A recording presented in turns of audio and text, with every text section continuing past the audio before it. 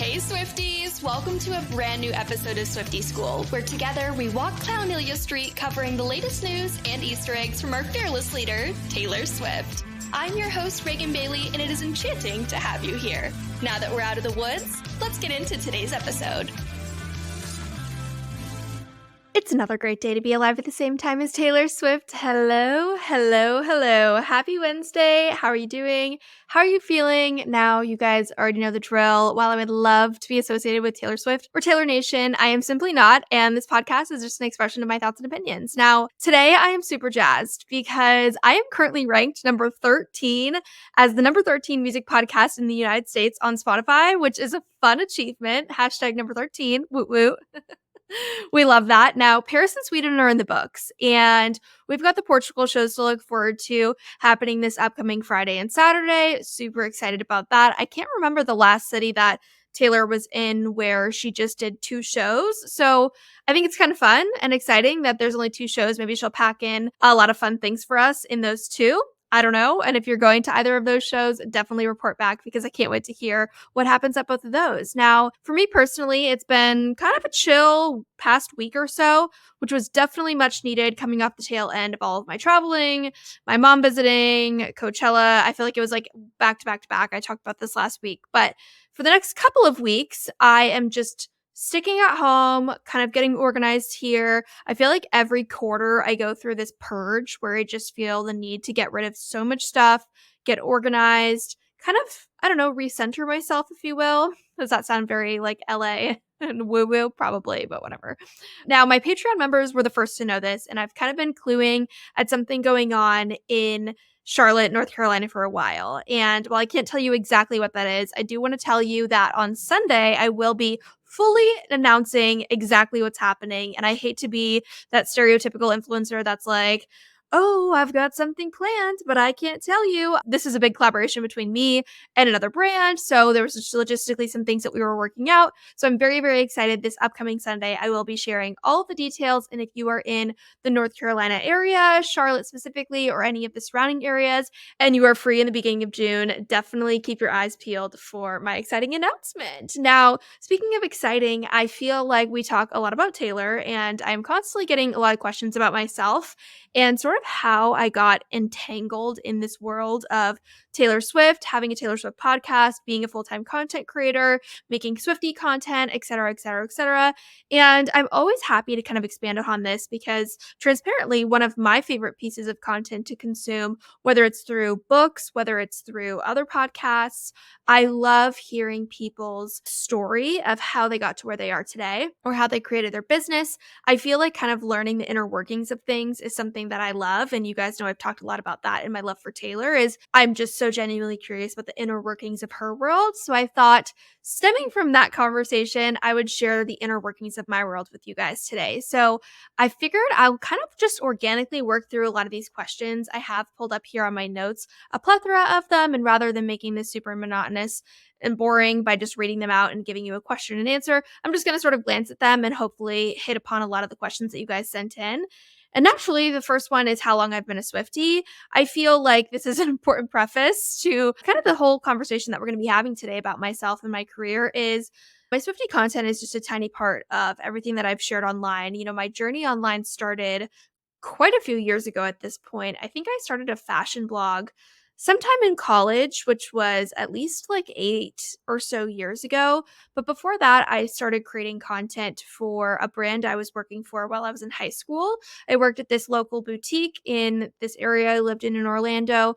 And at the time, you know, Instagram was brand new, social media marketing was brand new, Facebook had been around for a little while, and brands were very slowly realizing the potential that they could use, the potential of using social media to market their business. So I got paid a whopping like extra $8 to $10 a day to post, listen to this, every hour on the hour. So literally I would have an alarm set from 8 a.m. until 8 p.m. at night. Every single hour I would have to post on social media for this company and I would get paid like $10 to do it on top of my hourly wage for working in the store. So I have been very entrenched in this world and I never really saw myself going into it full time.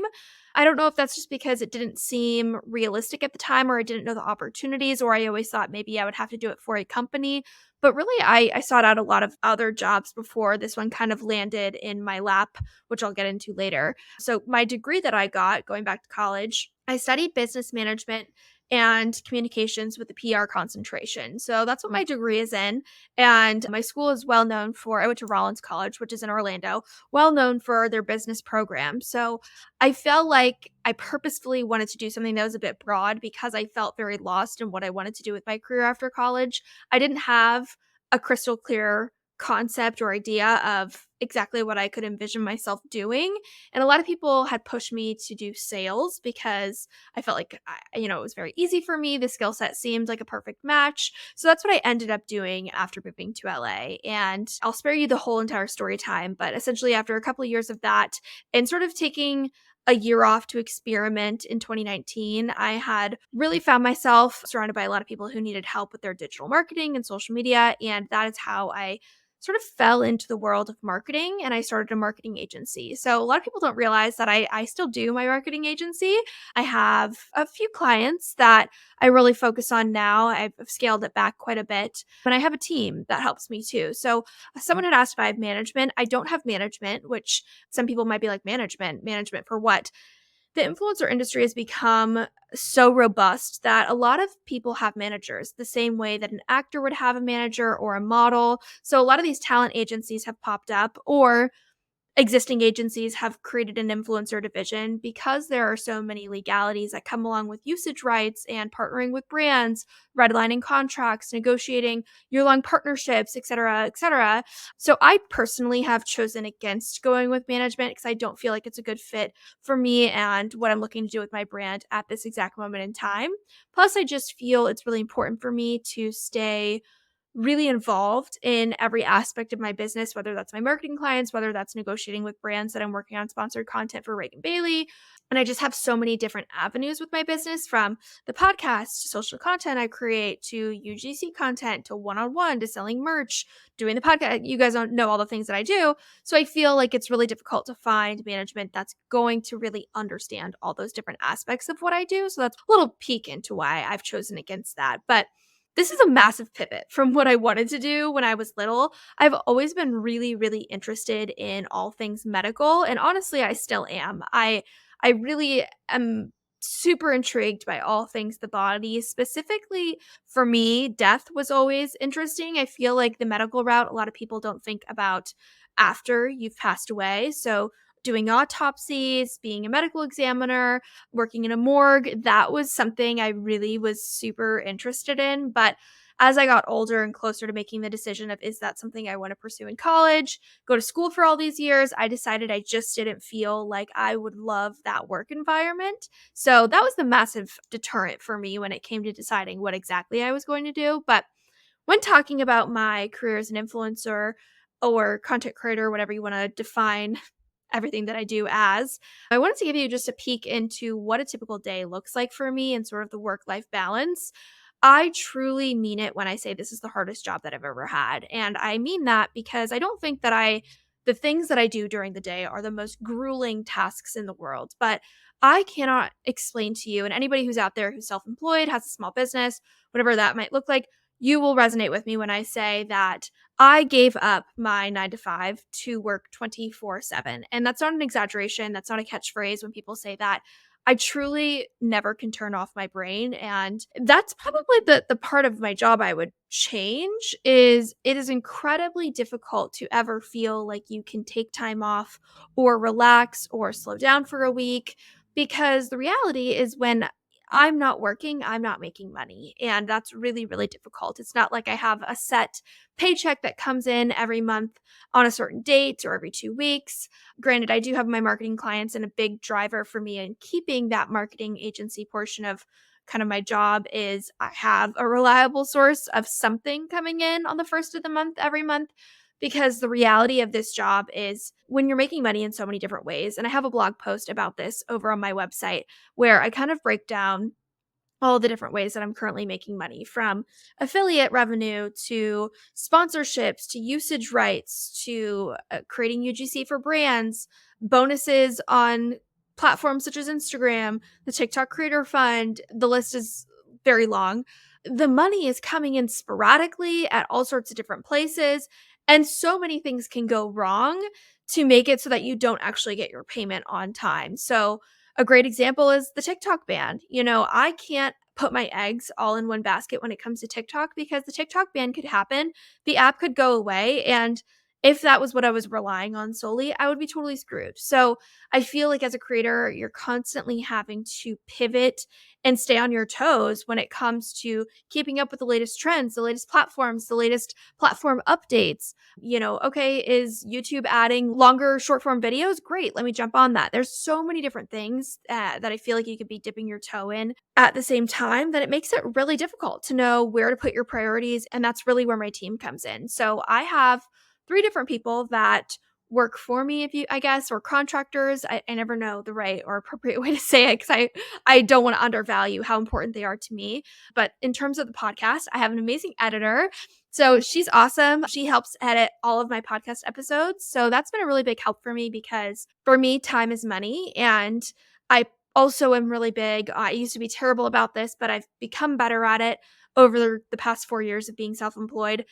If there is a task that I do not enjoy, I delegate it. And that has become so huge for me when it comes to my happiness every day because there are so many things that come along, just monotonous tasks, right? And for me, editing is not my strong suit, and I know there are people out there that are fantastic at editing.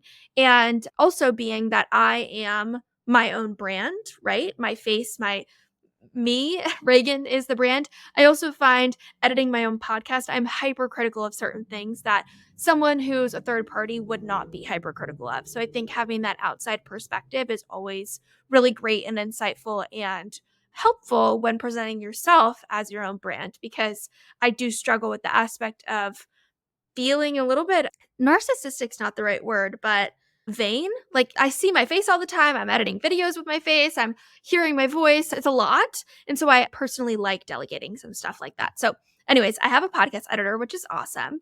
And then I have someone on my team who is really my right hand, and she's fantastic. She is someone who's grown with me really over the past year and some change, creating so many systems and processes, getting me organized. She has the perfect background and skill set that complements mine. We work really, really well together. And my goal by the end of the year is to have her full time. So that is what I'm working towards. She is a massive, massive help to me. And then more recently, we brought on a third person who is helping with some of the tasks that we felt like we needed to clear up some room for us to focus on bigger projects or things that we had put on the back burner. And we wanted someone to come in and help with the stuff that we've kind of felt like we had it organized and streamlined enough to be able to pass that on. So there's a lot of moving parts to everything that I do. And I think something that I want to stress, and not to say this is, again, the hardest job in the world, but there are so many moving parts. I simply cannot explain to you just the amount of effort that goes into putting out a newsletter every Friday, putting out a new blog post every week, constantly making sure you have brand sponsorships and partnerships in the pipeline, consistently doing outreach, editing and putting out content consistently is a full-time job. And I'm doing that not only for myself, but for 5 clients for Swiftie School and for my other page, which is Hello Port Weinstein. So there is just a lot happening all the time, and that help has been massively important to me. So I had gotten the question of how do I balance work and life? And I'll be quite frank, I don't have a great work life balance because my life is my work. A lot of what I wear and what I do, or if I'm vlogging or I go to an event, that is my work, but it's also my life, right? I love what I do, so I have no problem with that work life balance being kind of fuzzy. But I could see how it's going to be, important for me to continue to delegate tasks and grow my team as I continue to grow to make sure that I continue to strike that balance, right? But I wish I had better tips or more insight when it comes to work-life balance. And I'm always looking to learn from others if anybody else has any tasks. But if I've learned anything, it would be delegate, delegate, delegate. Now, I feel like a lot of people are always asking for advice when it comes to breaking into this industry. And I always give sort of backwards advice, which is I never feel like you should seek out being an influencer. Because to me, how I always explain it is I feel as though it's similar to someone saying, I want to be a celebrity or I want to be famous. I never look at myself as a celebrity or famous. I am not. I don't believe that is how I look at myself or define myself. But I liken it to that sentiment because I think you should have a purpose first, right? So for me, uplifting and empowering women and being the role model I wish I had when I was younger is my main motivator when showing up to create content. So I encourage anybody who is interested in pursuing this sort of career, creating content online, to really hone in on your why and your purpose. Are you looking to create curvy girl fashion content because you don't see yourself currently represented on social media? Fantastic. Do that. Are you looking to make approachable recipe content for single people who are in their 40s and work crazy hours? Perfect. Do that and become really good at it. So I encourage you to kind of create that elevator pitch, that punchline. What problem are you trying to solve? Are you going to provide entertainment? Are you going to educate people? Are you going to empower them? What are you going to do? And how is that going to guide your content? And I feel like as long as you stay true to that theme, you will be successful in this industry. It is really, for me, how I describe it to people, a marathon and not a sprint. I think a lot of people who may join my journey on social media or the podcast, whatever it might be, they see, oh, I've put out 40 plus episodes of a podcast and it's ranked this and it's ranked that. But the reality is, I actually have made $0 off of this podcast. This is truly more of a passion project and a community building tool for me than it is anything else. And I've really had to become strategic about certain aspects of my business because not everything is going to make you money, right? There are going to be things that are a time investment or a money investment that are going to build up other aspects of your business in ways that aren't monetary. And so that's become a big learning lesson for me as well is, okay, how much money am I going to invest in this podcast every month? How much time am I going to invest in it? What is my return going to be? And for me, it's really important for me that my content online, while it is Taylor Swift forward, there are so many other things that I'm looking to accomplish. And I know there are people who follow me that aren't interested in Taylor Swift, right? So that's why I sprinkle in the fashion content, the beauty content, things that I enjoy. There's obviously, you guys know I love Taylor, but there's so many other pieces of me. And so that's why for me, when looking at my content, I decided I want to have a place that can be fully dedicated to all things Taylor. And it can be a place where people can go and connect with others. And a piece of my life that I was lacking or missing was community with women. And I feel like this podcast has become a source of just that. And so for me, it fills up my cup creatively and my passions and things that I love. And then it makes me happier showing up to work every day. So I think there's kind of that balance too, right? And that's where this difficulty of being a creator comes in, of knowing when to prioritize things that are money related and when to prioritize things that are passion related. Because the reality is the money will come if you are happy. And that's a big lesson that I feel like I've learned over the course of my career these past, I don't know, 7 years or so. What am I, 27 years old? I feel like my career started at 20, I guess. So yeah, 7 years. Now, a lot of people ask about the monetary aspect. I mentioned that I don't monetize the podcast. And transparently, a big reason for that is obviously I use the word Swiftie and I want to stay clear of legal issues with that. So this is purely just me and my commentary and expression of thoughts and opinions, like I always mention as the disclaimer in the beginning of the episode. So when it comes to monetizing, the largest piece of monetizing for me as a creator is sponsorships and partnerships with brands. So that's a secondary reason as to why it's really important for me to talk about things outside of just Taylor, because the reality is I do need to make sure business wise that I'm being smart about creating content that's going to attract and align with brands and current marketing strategies and campaigns that are out there. So I wouldn't say there's a platform that's integral when it comes to making money. I feel like as long as you're growing a following or consistently sharing content to any certain platform, Instagram, TikTok, Facebook, YouTube, Snapchat, whatever it might be, you will be able to attract the attention of brands so long as you're creating content that's of interest to them. But when it comes to making money, I don't have ads on my website, so I can't speak to that. I know YouTube's a big generator for a lot of people. I haven't quite monetized my YouTube yet, mostly because I create short form content, but I could definitely report back on that if that were to change.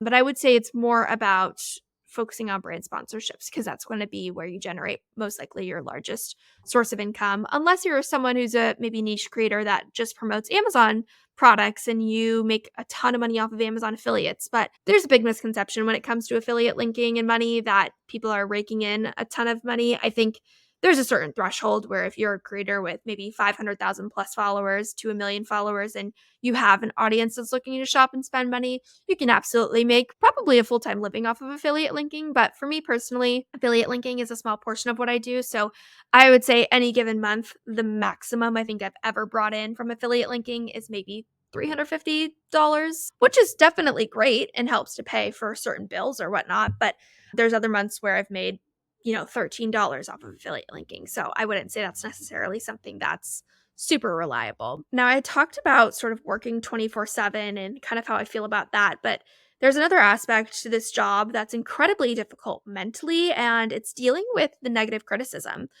Putting yourself out there, I feel like I've gotten significantly better at shutting off sort of the judgment aspect of what I do. And what I mean by that is, I feel very comfortable now turning on my camera, and 95% of the things that I post is pretty much taken in one shot while filming. I try not to reshoot things because I feel like it becomes inorganic. Is that the word I'm looking for? Inorganic, or it doesn't feel as organic when I reshoot things and I become more robotic or I judge things about myself. So I do my best to film things in one take and edit and post them in the same day just so that I put it out there and it's as authentic as humanly possible. But the reality is I can't control the negativity or the nasty comments or bullying that come along with things. And it can be the most random piece of content that just sparks or goes to the wrong audience or gets pushed by the algorithm to the wrong people. And I won't lie, there's obviously comments that are just downright nasty that I definitely stew on, but I think you kind of just build a tough exterior when time goes on, and I consider myself a fairly confident person. So every time I feel like I get an outwardly negative or mean or nasty comment, I typically just try to write it off as a reflection of whatever's going on in someone else's life and just kind of remember that that comes along with the territory of being a creator and putting myself out there. And I remind myself that it's worth for every 300 positive comments, you're bound to get a nasty one, right? It's just a numbers game. So I try to focus on the positive as always. I feel like a little bit of the mystery of what I do is sort of how I stay organized in the back end. And I've talked about making videos on this time and time again, but what I find really difficult to capture in a really short form video is just sort of the breadth of what we have going on the back end. We use a task management system called Monday. I would love to eventually work with them someday because it's truly been transformative to my business. I have used a lot of task management systems, but this is the one that I feel has worked best for me in my business. So we use Monday.com, and I wouldn't really even liken it to like a planner. It's really interesting. I don't even know how to describe it. We house every single aspect of everything that I do, from my marketing clients to Reagan Bailey to Swiftie School, anything for New York Fashion Week when we're planning, travel plans, Patreon planning. Everything happens in there, and we have boards, documents, and everything is shareable between my team so we can all collaborate on stuff. It's really, really awesome. You could keep it very bare bones, or you can go totally crazy with it and have automations and AI stuff. That's what I use to manage everything across the board business wise. But if it comes to like managing my calendar, I do both digital. I use my Google Calendar, and I also write things down every single day at the beginning of my day or the end of my day. If I'm planning for the day coming up, I write down a to-do list and I work through that every single day. And that's always written down on paper. I like to have both digital and paper. I know that's like kind of strange and probably counterproductive, but I really like the like physical hand to paper feeling of checking or crossing something off or highlighting it. Plus, I feel like I'm more likely to remember stuff when I physically write it down. I also just like sort of keeping my hand busy and having like a sensation of doing something outside of typing, because to me, typing or staring at a screen, I feel like I lose a lot of my like I don't know if character is the right word, but, when you write, you can, be fun with your handwriting and make little check boxes, and I'm a very creative person, so I like doing that, and I like making things fun and pretty and color coordinating my highlighters and all that jazz. So, anywho, that's how I stay organized, but it truly has been an evolving thing over time. I do think I have a blog post actually, come to think of it, where I break down all of the different platforms that I use for my business. I have to take a look at that and see if I've updated it in a while, but I'm 99% sure I'm not making this up. I do have a blog post, so make sure to head over to my blogs to check out the resources that I have there as well. And feel free to drop a comment or make a request over on my blog if there's any topics, if you guys find this episode interesting that you want me to cover. I'm really passionate about being super transparent about all things business related because I feel like I've had to figure out so much on my own, and so many people tend to gatekeep when it comes to content creating, social media, marketing. So I try to be an open book as best as I can. So hopefully this is interesting. I don't know. I thought this question was interesting. Someone wanted to know if becoming a full-time content creator made me lose any friends. And, I've always been someone who I've kept my circle pretty small, and I'm perfectly fine with that. I talk very openly and candidly about the fact that I spend a lot of time alone and I actually like it that way. I thrive off of alone time, and I feel like I get drained very easily. I'm good with 2 to 3 hours of social interaction, and then my battery is just done. But when it comes to losing friends, I feel like it has become incredibly difficult since becoming a content creator to maintain friendships for a couple of reasons. I don't know how pretty or flowery way to say this, but I feel like people think they know me or what's going on in my life because they keep up with me via social media. Now, is that to say I am not grateful for friends or family that support my social media and stay locked in on everything that I post? Of course I am. But the difference is I feel like people forget that even though I post every single day online and I show up on stories and they see me tell, stories, or they see me talk about products or post about a trip I went on, the reality is that is such a teeny little sliver of my day or my life. And a lot of the stuff sometimes is not even posted in real time. If I'm out at a restaurant, I'll post it the next day for safety reasons or whatever it might be. So I feel like it's become really hard for me to surpass surface level relationships with people because people make a lot of assumptions based off of my social media. And to counter that, I also think there's sort of a stigma, and I think you guys get to see a deeper part of me, but not a stigma. Stigma is not the right word, but there's a assumption that I am always at level 200 energy wise. I'm of course always upbeat and talkative and outgoing when I'm interacting with people, but I also really love to have deep conversations and get into the nitty-gritty of stuff and get to know my friends beyond surface level. And I feel like sometimes when I meet people who are content creators or I meet people who, they know me from social media, it's difficult to sort of break past who they think I am because they've seen me online. Does that make sense? Now, of course, there are outliers, and I've met some lovely and incredible people, but I have found that to be most difficult. But I also will say that is coupled with the fact that I am getting older too. And I just think at the age that I'm at, I'm turning 28 next month. I think this is a really strange age where some people are at, still going out and partying with their friends and trying to figure out what they want to do for a career. And then there are other people who are totally settled down and happy and content with their life and having kids or, getting married, whatever it might be. And I'm somewhere in between. And I feel like that's kind of a strange place to be as well. So I wouldn't say I blame it all on my job necessarily, but I do think sometimes my job comes into play, if that makes sense. The last thing I'll say about that is I feel like my job too has a lot of stereotypes that come along with it. I know that people have sort of this idea of what influencers are like, and I try to be exactly the opposite of that. Not only to prove a point, but I try my best to, not be on my phone while I'm out to dinner with friends. I actually try not to ever touch my phone if I'm, at a restaurant or sitting down or having one-on-one time with people, just because I think that's rude. But also I don't want people to think, just because I post online that every time I'm with them, I'm going to be documenting everything that we do.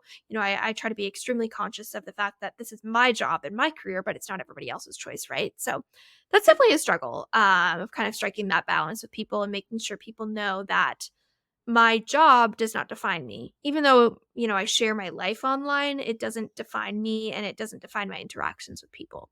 I feel like I'm going on a tangent with that. Does that make sense? I think I'm going to put a pin in it there. I hope that this was insightful or interesting to you guys and just sort of gives a little bit more insight into me and my life. I love talking about stuff that I think would be helpful to other people. So if you like stuff like this, let me know and I can try to figure out a way to sort of interweave this into more content that I do, or I can do these sort of episodes more regularly. But you guys know I always have to end my episodes with some shout outs. And we have quite a few new members who have joined the Patreon. So just a quick little tidbit about that. If you're new to the podcast, if you head over to patreon.com, patreon.com/Swiftie School, we have a really fun community over there. And this is a great way to support me and the podcast, where you can choose what tier you want to join. We've got sophomore, junior, senior, sorority, and those are the 4 tiers. And it ranges from $2 a month to $19.89 a month. And all of those tiers are going to get you something different. So one benefit of a couple of the tiers is that you get a shout out here on the podcast. So I want to shout out some of the new members because I'm so grateful and excited that we have some new people who have joined. So let's start out with Jonna H. Welcome. We've got Anna, Rain, Cassie, and it's Kassey. That's fun. Maybe Casey? Cassie? Hello. We've got Carissa R, Mina N, Mackenzie Klepper, welcome, Catherine M. We've got another Sarah, welcome Sarah, Allie B, and Kate Hooks. Welcome everybody. Thank you so very much for joining the Patreon. I am so incredibly grateful to any of you who have chosen to join, and I would love for you guys to join our upcoming clown call. We have one on June 3rd, and it is You Need to Calm Down theme, which is rainbow theme in honor of Pride Month, because June is Pride Month.